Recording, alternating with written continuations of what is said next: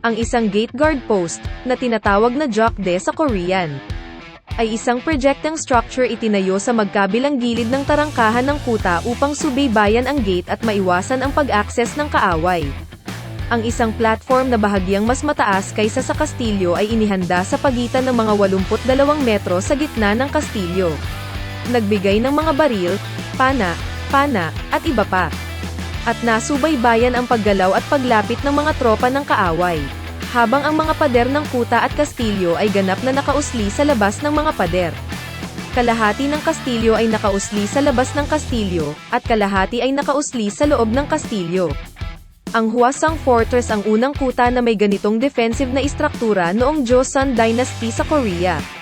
Ang Hwasong ay orihinal na mayroong 4 na poste ng bantay sa gate. Tig-2 sa Janganmun at Paldolmun gates, ngunit ang mga nasa Janganmun lamang ang natitira.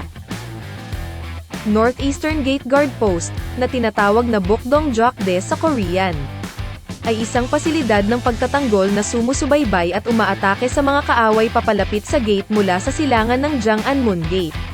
Insuwon Hwasong Fortress.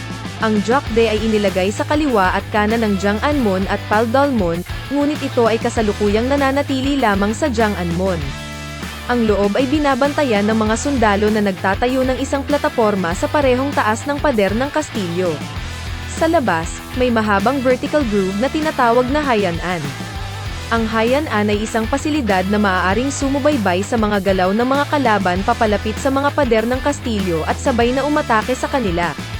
Ang Bukdong Jokde ay isa sa ilang kastilyo sa Korea na mayroong Jokde Castle. Habang ang pader ng Northeastern Gate Guard Post ay nakabaluktot papasok. Isang karagdagang balwarte ang inilagay sa silangan lamang ng poste ng bantay ng gate na ito para tumulong sa pagtatanggol.